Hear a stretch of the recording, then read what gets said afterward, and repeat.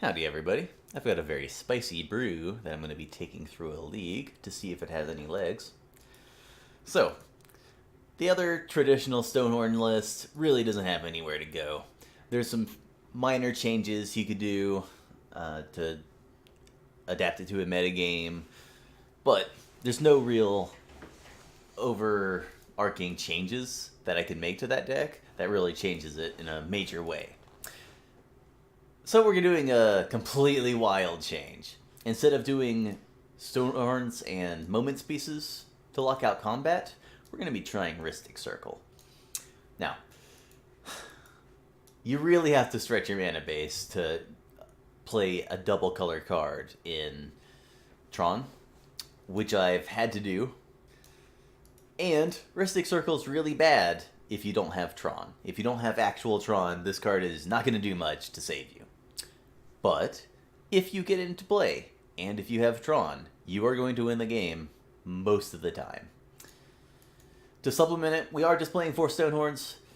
Skipping a combat is really nice, and putting a 1/4 into play, just try to buy some time. Pretty good. And we still have a Ghostly Flicker and 2 Mnemonic Walls to try to lock out combat that way. But we're going to try Rhystic Circle, and we're going to do our best to make it work. Unfortunately, we are going to have to change our mana base pretty drastically. We're up to 6 of this effect, with 2 more Unknown Shores to go along with the 4 Grottos. We're on 4 full gain lands, and we're playing an Azorius Chancery, which might be bad. Or it might be great. It does give you a white and a blue, so you can cast a white spell and a blue spell at the same time. But you are taking yourself a turn behind to assemble Tron. Don't know if it's worth it, but we are not playing Haunted Fingraph, we're not playing Quicksand, and we're playing an above average number of maps. Well, above average for me. Map sucks. If you have Tron and you draw a map, it's just terrible. So, we have a Chancery to get with a map. We've got still have the Cycling Land to get with a map. But the third map, if you've already got Tron and you're out of fancy lands, it's pretty miserable. That's also why I'm not going up to 4 maps, even though getting Tron is pretty important. I don't think it's worth it to get Tron and then have nothing to do, because you are just drawing expedition maps. So, in addition to 3 maps, we've also got 2 Impulses and a Forbidden Alchemy to dig for Tron pieces. Forbidden Alchemy also dumps Moments pieces into the graveyard, Teachings in the graveyard, or creatures like Dinerva Horror or Dignitary so you can pulse them back, or spells so you can get them back with Mnemonic Wall. We're not playing any actual black sources, no Darkslick Shores or whatever is actually legal in the format.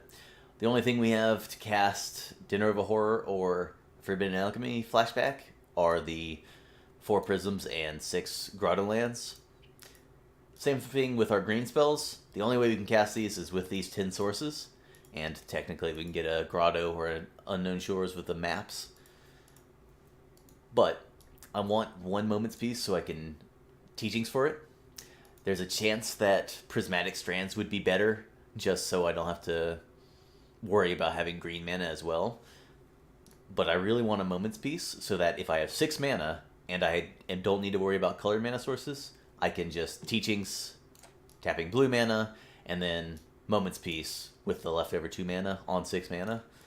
I've had a lot of times, a lot of games with the other build of this deck, where that play, I have 6 mana, I don't need to worry about colors, I have a Teachings, and I need to survive.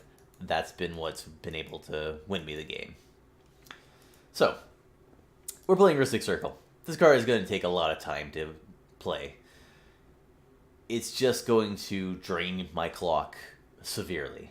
So my other win condition of just having a Capsize and bouncing all her stuff, or milling him out with Compulsive Research, ain't gonna cut it.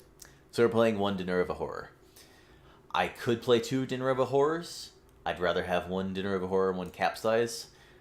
There's gonna be games where I have Dinerva Horror in the bottom 15 cards, and I'm just flickering away, trying to search through my deck with Seagate Oracle, Mnemonic Wall, and Ghostly Flicker, and I just can't find the horror, and I'm going to run out of time. It means I'm going to have to play extremely fast with this build. Also, I only have one counterspell. There is a chance I'm just going to lose to opposing control decks if the Rhystic Circle plan isn't going to be a killer. So I do need to keep an eye out for that. The blue-black control decks who just try to win with Gurmag Angler, if I resolve Rhystic Circle, I just need to just pass a turn. Just play my land, pass a turn. Play my land, pass a turn. Let my opponent deck themselves.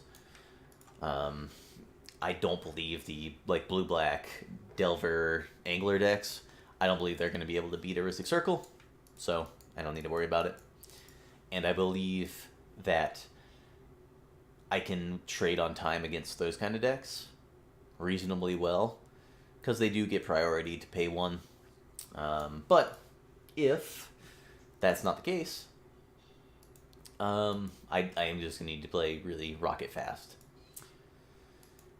Against the decks with like 10, 12 counterspells that also don't care about Rhystic Circle, I'm probably just going to need to rush to Tron, try to establish a Capsize or Genova Horror lock, and if that fails, I might just need to prematurely concede. Or just F6 really fast, try to drain as much of my opponent's clock without using much of mine.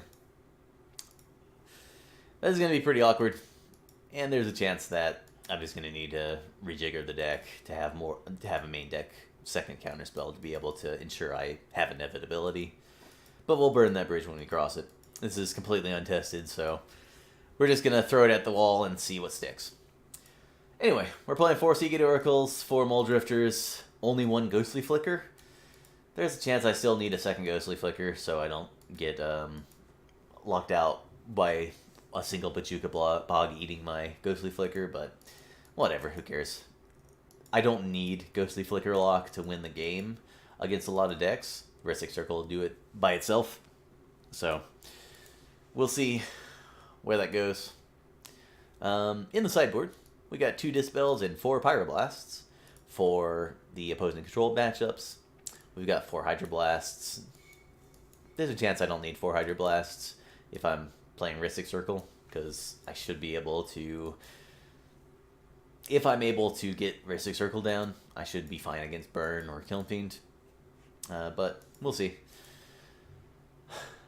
Either way, Hydroblast is just really efficient against the decks it's brought in against. It's going to be the best card, so I might as well just keep 4 and see what I need. Maybe I need another sideboard slot, and I'll just cut a Hydroblast or 2. We have another Moment's Peace for the aggro decks. Can't really go wrong having more of these, even if it's going to be a turn 3 play or beyond. We're playing 2 Serrated Arrows for Tribe and Delver because it's just really good against them. Same with Gutshot. And we've got the 1 Ancient Grudge to stop Longbow. Though there is a chance I don't need the Ancient Grudge. If I'm playing Rhystic Circle, I can just Rhystic Circle, stop whatever they've equipped Longbow to. They move over, they ping me, I pay 1 more and stop whatever they move Longbow to. And I don't believe there's a player on MTGO who would be able to kill me through my Rhystic Circle with Longbow without running out of time. So, there's a chance I want the 4th map.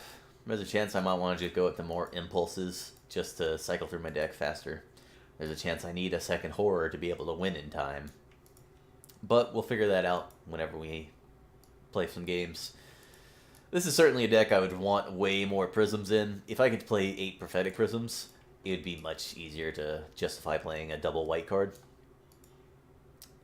There's a chance I need to play Signets, though I've had very bad experiences with Signets in Tron. So, I don't know. There's a chance I want to just cut a land down to 23 and play a Signet just so I'm more reliably able to cast Rhystic Circle. But again, this is just the first run through. We'll see if any of these changes come up that I would want a Signet in this situation, more tap lands instead of Unknown Shores. Maybe I could just play Azorius Guildgate or a second bounce land or something. Don't know. Hopefully this first league won't be too much of a disaster and we'll be able to find out if this deck has any legs.